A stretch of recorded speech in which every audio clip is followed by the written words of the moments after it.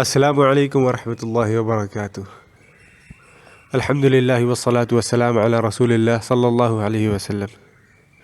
رب اشرح لی صدری ویسر لی امری واحلل عقدۃ من لسانی یفقہوا قولی۔ بسم اللہ الرحمن الرحیم۔ اذ تقول للمؤمنین الن یکفیکم ان یمدکم ربکم بثلاثة آلاف من الملائکۃ منزلین بلا ان تصبروا وتتقوا ويأتوكم من فورهم هذا يمددكم ربكم بخمسة آلاف من الملائكة مسومين وما جعله الله إلا بشرى لكم ولتطمئن قلوبكم به وما النصر إلا من عند الله العزيز الحكيم صدق الله العظيم۔ آج کا جو دن ہے 17واں روزہ، وہ اس دن جو ہے ایک بڑا ہی عظیم واقعہ پیش آیا تھا اسلامی تاریخ کا، اور وہ ہے کہ غزوہ بدر کا واقعہ، جس وقت مٹھی بھر مسلمان ایک بڑے لشکر سے جا کے ٹکرا گئے تھے، اور اللہ تعالیٰ نے ان کو کامیابی نصیب فرمائی تھی۔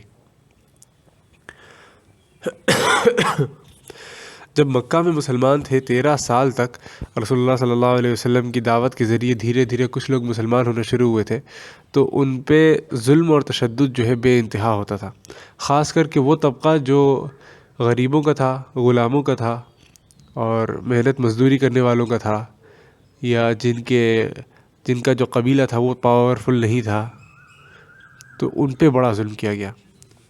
اور جن کے قبیلے پاورفل تھے اس میں بھی اگر وہ جونیئر لیول کے لوگ تھے، جیسے سردار وغیرہ نہیں تھے خود، تو ان کے اپنے سرداروں نے ان پہ ظلم کیا پھر۔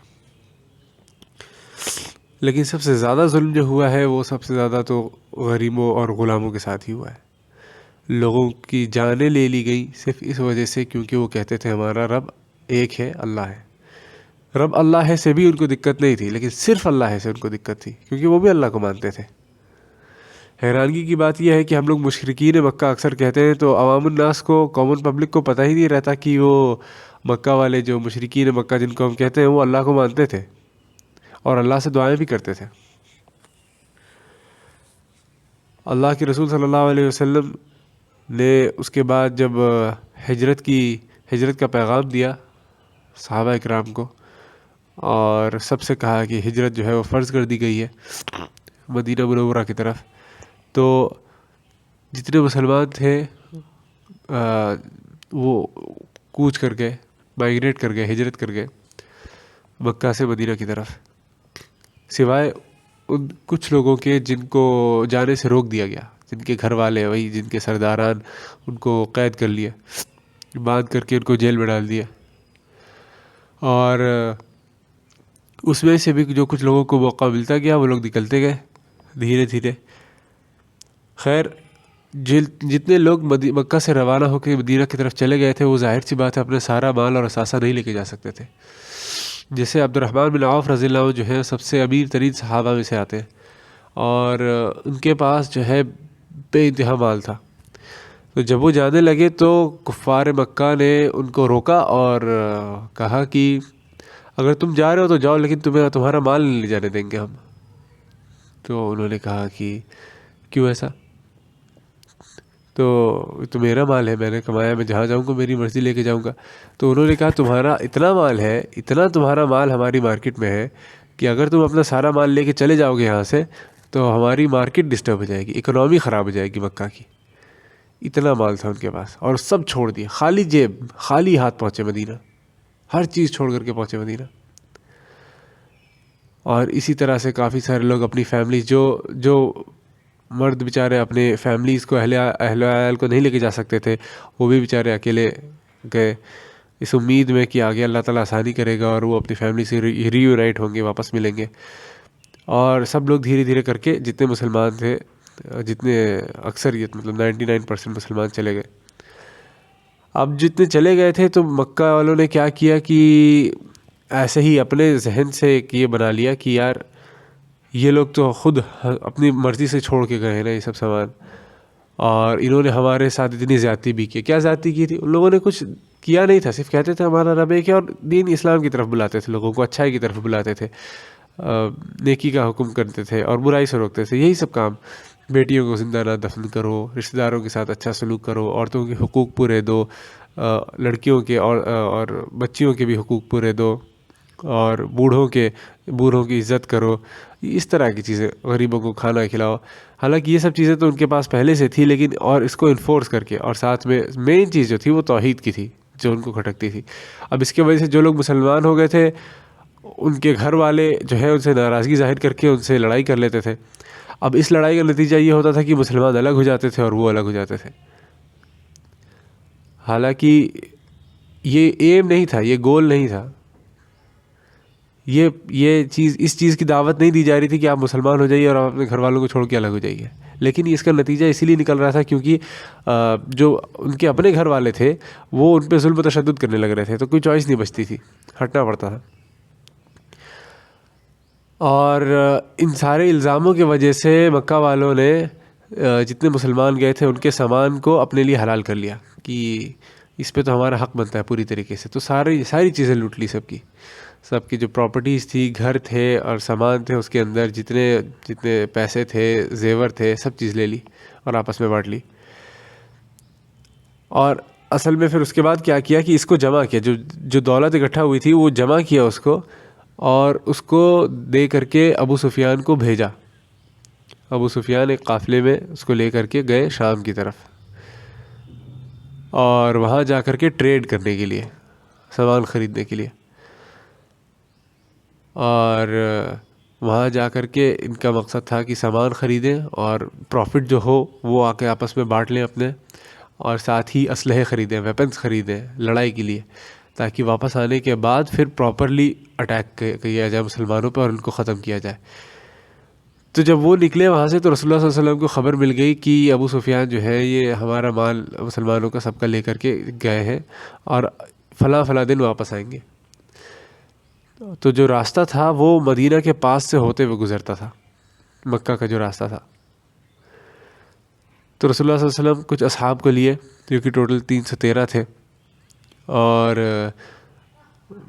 ایک قافلے کو لوٹنا تھا تو زیادہ ساز و سامان لیا نہیں کسی نے، پیدل ہی لوگ نکل گئے، ڈنڈے وغیرہ لیے تھے کیونکہ گھوڑے اور اونٹ یہ سب لینا رہتا تو اس طرح کا پروویژن اور کھانا پینا بھی لینا پڑتا ہے ساتھ میں، تو اسی لیے زیادہ سامان لوگ لیے نہیں، تھوڑا سا سامان لے کر کے نکل گئے. اور جا کر کے جب کچھ دور پہنچے تو ابو سفیان پہلے سے چوکنا تھا، تو اس کو شاید خبر بھی ملی کہیں سے، تو وہ اپنے گھڑ سوار ہارس رائڈرز جو ہیں ان کو آگے پیچھے بھیج رہا تھا اسپیڈ میں، تاکہ وہ چیک کرتے رہے راستہ کلیئر ہے کہ نہیں کلیئر ہے، مدینہ سے کچھ لوگ موو ہو رہے ہیں کہ نہیں، اگر کوئی موومنٹ ہے تو خبر کریں وغیرہ. تو ابو سفیان کو انفارمیشن مل گئی کہ مدینہ والے جو ہیں وہ ایمبوش کرنے کے، گھات لگا کے بیٹھے ان لوگوں کے قافلے کو لوٹنے کے لیے، جو کہ حق تھا مسلمانوں کا ہی، ظاہر سی بات ہے. تو اس کے بعد ابو سفیان نے ترنت خبر بھیجی مکہ ابو جہل کے پاس. تو ابو جہل جو ہے وہ ترنت 1000 لوگوں کا اس نے 1000 لوگوں کی فوج جمع کی، سب کو اکسایا، جو سردار نہیں جا رہے تھے ان کو بھی جا کر کے غیرت جگائی ان کی کہ کیسے سرداروں، ابھی تک تو بہت آواز اٹھاتے تھے کہ ہمارے بھائیوں کو بھائیوں سے جدا کر دیا، ماؤں کو بیٹوں سے جدا کر دیا، یہ سب کر دیا، اور اب جب وقت آیا ہے تو عورتوں کی طرح اندر چھپ کے بیٹھے ہو.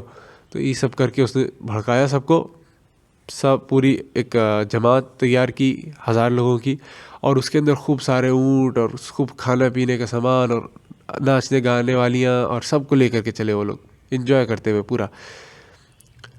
اور آدھے راستے مطلب اس ٹائم پہ نہیں، جیتنے کے بعد کے سیلیبریشن کے لیے مینلی وہ لوگ سب کو لے کے چلے تھے کہ اتنے کانفیڈنس تھے کہ سب ہم لوگ جیت ہی جائیں گے 100%. اتنے سارے لوگ ہیں اور اتنی زیادہ تیاری، سب لوگ سر سے پیر تک پورا اس میں ڈھال اور شیلڈز اور کوچ ہر چیز پہنے ہوئے، اور ساتھ میں ان کے پاس اچھے اچھے ویپنس ہیں، تیر اور تلوار اور اسپیئرز اور بھالے، سب چیز لے کر کے.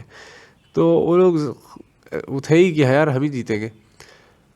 تو جب جسٹ پہنچنے والے تھے تو ابو سفیان نے کیا کیا، ابو سفیان نے 2 پریکاشن لی تھی. اس نے ابو جہل کو تو بتا دیا تھا کہ مدینہ والے جو ہیں آ رہے ہیں قافلہ لوٹنے کے لیے، ساتھ میں اس نے راستہ بھی چینج کر لیا. تو جو راستہ مدینہ کے پاس سے آتا تھا وہ چینج کر کے وہ پہاڑوں کے پیچھے سے دوسری طرف سے سمندر سے لگتے ہوئے ایک سیدھا راستہ جو ہے وہ لے لیا اس نے مکہ تک کے لیے، جو تھوڑا لمبا پڑتا بٹ سیفٹی کے لیے اس نے یہ کیا. اور اللہ تعالیٰ نے رسول اللہ صلی اللہ علیہ وسلم کو بتا دیا کہ دونوں میں سے ایک چیز کی وکٹری جو ہے آپ کے لیے اللہ تعالیٰ نے لکھ دی ہے. تو آپ کے پاس اب چوائس ہے, چاہے تو آپ جا کر کے مال لوٹ لیجئے جو کہ آپ لوگوں کا حق ہے, آپ کا ہو جائے گا وہ, چاہے تو آپ جا کر کے یہ جو 1000 کا لشکر آ رہا ہے اس سے ٹکرا جائیے. ایک طرف آپ دین کے لیے لڑ رہے ہوں گے, ایک طرف آپ اپنے مال کے لیے لڑ رہے ہوں گے. اللہ تعالیٰ نے دونوں میں سے ایک چیز کی جیت تو لکھی دی ہے آپ کے لیے. تو رسول اللہ صلی اللہ علیہ وسلم نے اپنے اصحاب سے کہا, تو سبحان اللہ ایسے اصحاب تھے کہ انہوں نے جواب دیا کہ یا اللہ کے رسول صلی اللہ علیہ وسلم, ہم آپ کو وہ جواب نہیں دیں گے جو موسیٰ علیہ السلام کی قوم نے ان کو دیا تھا کہ تم اور تمہارا خدا جا کے لڑ لو, ہم تو یہیں بیٹھے رہیں گے. تو انہوں نے کہا کہ ہم آخری سانس تک آپ کے ساتھ ہیں انشاءاللہ. سبحان اللہ. تو سب لوگ تیار ہوئے, بدر کے میدان میں پہنچے, وہاں خیمہ لگایا گیا. خیمہ لگانے کے بعد آگے سے جو آرمی آئی تھی وہ لوگ بھی پہنچے, اور وہ لوگ آ کے اپنا شور وغیرہ کرنا سٹارٹ کر دیے. وہ لوگ, ان لوگوں نے یہ سوچا کہ ابو سفیان تو سیف ہو ہی گئے, لیکن ہم جو ہے ان کو پھر بھی مارتے ہیں اور بدر کی ویلی جو ہے, جو میدان ہے اس میں رکتے ہیں, اور وہاں پہ اپنا اونٹ وغیرہ ذبح کریں گے, کھائے پیئیں گے, اور پھر یہ جو ناچنے گانے والیاں ہیں ان کے ساتھ وہ پارٹی کریں گے اور سیلیبریشن کریں گے, جشن منائیں گے, اور اس کے بعد پھر ہم اس کے بعد روانہ ہوں گے واپس ان کو مار کر کے سب کو. تو اس کے بعد ہوتا یہ ہے کہ اللہ کے رسول صلی اللہ علیہ وسلم جو ہے ایک رات پہلے سب کو, صحابہ کرام کو تیار کرتے ہیں, حوصلہ دے دیتے ہیں کہ ہمت نہیں ہارنا انشاءاللہ. اور ایک ٹینٹ لگایا جاتا ہے رسول اللہ صلی اللہ علیہ وسلم کا, جھوپڑی کے جیسا. اس کے اندر رسول اللہ صلی اللہ علیہ وسلم دعا کرتے رہتے ہیں اللہ تعالیٰ سے رات میں. اور باہر جو ہے ابو بکر صدیق رضی اللہ عنہ کھڑے رہتے ہیں ننگی تلوار لے کر کے, اور روتے روتے رسول اللہ صلی اللہ علیہ وسلم دعا کرتے کرتے کرتے پھر اللہ کے رسول صلی اللہ علیہ وسلم کے منہ سے الفاظ نکلتے ہیں کہ یا اللہ, اگر یہ 313 کل ختم ہو گئے, یہ سے شہید ہو گئے, تو اس زمین پہ تیرا نام لینے والا کوئی نہیں رہے گا. اور اس کے بعد باہر سے ابو بکر صدیق رضی اللہ عنہ کہتے ہیں رسول اللہ علیہ وسلم کو حسبک حسبک, بس کیجئے, مطلب ایک کنسولنگ طریقے سے, ایک تسلی دیتے ہوئے کہ یا رسول اللہ اتنا نہ روئیے, اتنا ٹھیک ہے, بس کریے. تو اس کے بعد رسول اللہ صلی اللہ علیہ وسلم اپنا سر اٹھاتے ہیں سجدے سے. اور دوسری طرف جو ہے ابو جہل کی بھی دعا جو ہے وہ ہسٹری میں درج ہے کہ وہ بھی دعا کر رہا تھا. اور وہ کس سے دعا کر رہا تھا؟ لات, عزا, منات نہیں, وہ اللہ سے وہ بھی دعا کر رہا تھا. اور وہ کہہ رہا تھا کہ یا اللہ, ہم اس شخص سے لڑنے آئے ہیں اپنے امن والے شہر سے نکل کر کے, جس نے ہمارے بھائی کو بھائی سے جدا کر دیا, باپ کو بیٹوں سے جدا کر دیا, ماں کو اپنے بچے سے جدا کر دیا, شوہر بیوی کو جدا کر دیا, اور ہمارے بیچ میں فتنے ڈال دیے, ہمارے امن والی جگہ میں پورے خرابی ڈال دی جو ہے. تو جو حق پہ ہے یا اللہ اس کو جتا دیجئے. یہ ابو جہل کی دعا ہے. یعنی کہ وہ حقیقت میں اس کو لگتا تھا کہ وہ حقیق پہ ہے, اور وہ آیا تھا لڑنے کے لیے, اپنی جان لے کر کے آیا تھا نا پیش کرنے کے لیے. مطلب انسان جو ہے باطل پہ رہ کر کے اتنا جذبہ دکھا سکتا ہے. ہم لوگ ابو جہل کی مثال دیتے رہتے ہیں, لیکن ہم لوگ یہ نہیں سمجھتے کہ اس سے زیادہ بزدل ہم ہو چکے ہیں اس وقت.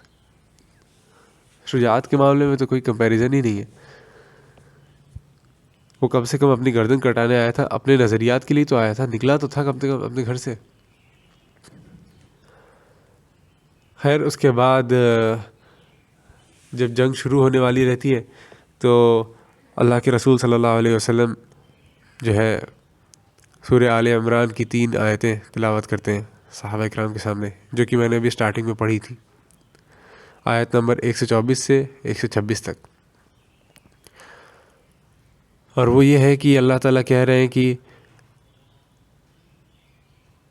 حالانکہ رسول صلی اللہ علیہ وسلم اس ٹائم پہ ایسے ہی بات کر رہے تھے, یہ آیتیں بعد میں آئیں, تو اللہ تعالیٰ اسی لیے جب یہ جو آیتیں ہیں یہ یاد دلاتے ہوئے کہہ رہے ہیں کہ یاد کرو وہ وقت جب تم نے مومنوں سے کہا تھا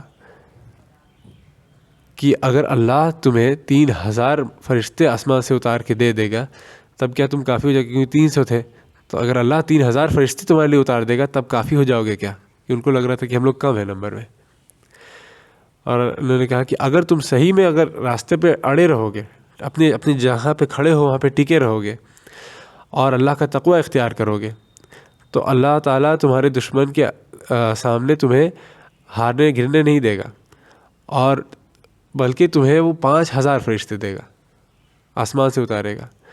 جو نشان لگے، مطلب ایک ہوتا ہے نا کہ ایک نارمل اینجل اور ایک فرشتہ، وہ جو لڑائی کے لیے خاص تیار ہو،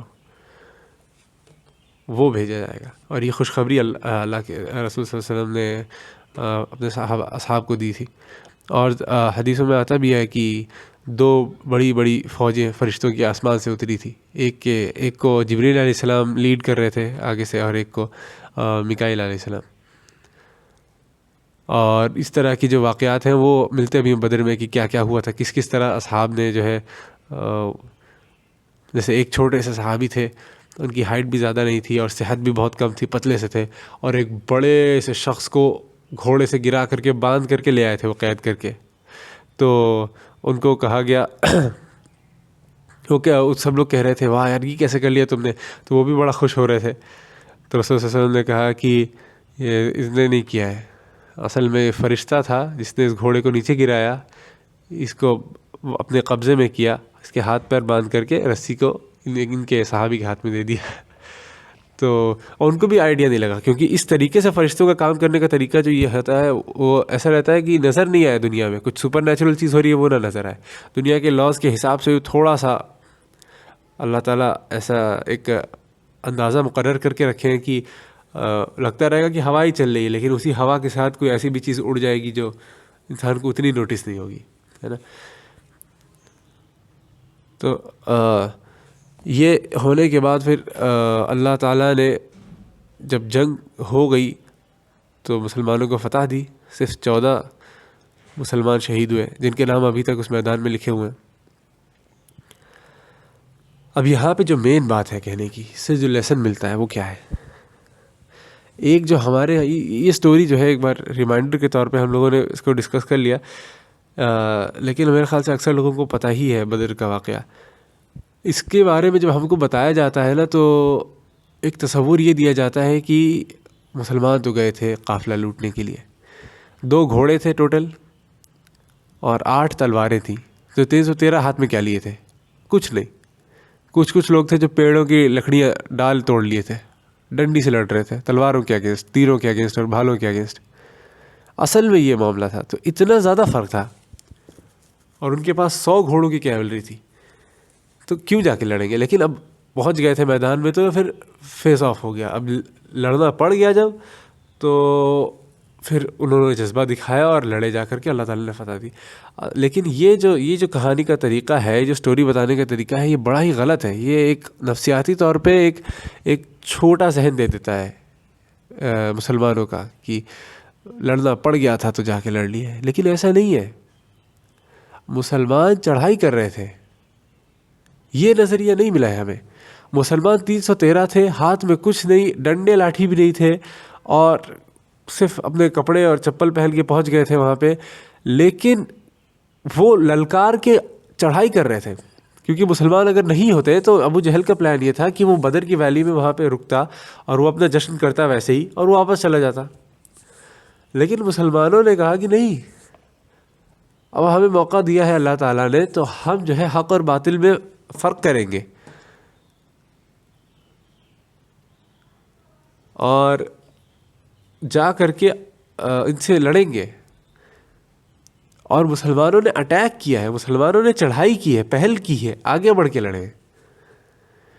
یہ نظریہ ہمارے پاس نہیں رہتا ہے. اسلام یہ کرتا ہے، اسلام جو ہے وہ جب حق کی بات آتی ہے تو وہ یہ سکھاتا ہے کہ چاہے جتنے لوگ ہو، کم ہو زیادہ ہو، پہلے تو تیاری کرو. اگر تمہارے پاس اگر موقع ہے تو تیاری کرو، لیکن اگر پھر سچویشن بن جائے تو پھر کود پڑنا ہے، تو پیٹ نہیں دکھا سکتے پھر. اور اس ٹائم پہ تو لڑائی چالو نہیں ہوئی تھی، تو وہ چاہتے واپس جا سکتے تھے، ان کے پاس لڑائی کے بیچ میں جانا منع ہے، پیٹ دکھانا منع ہے. لیکن انہوں نے اللہ کو راضی کرنے کے لیے یہ چیز اپنے لیے چنی کہ وہ آگے بڑھ کے گھس گئے جا کر کے اور لڑے، اور اللہ تعالیٰ نے ان کو جیت عطا کی. انشاءاللہ اس سے اگر کوئی سیکھنے کی چیز ہے تو وہ یہ ہے کہ ہم لوگ بھی آگے بڑھنے والے بنے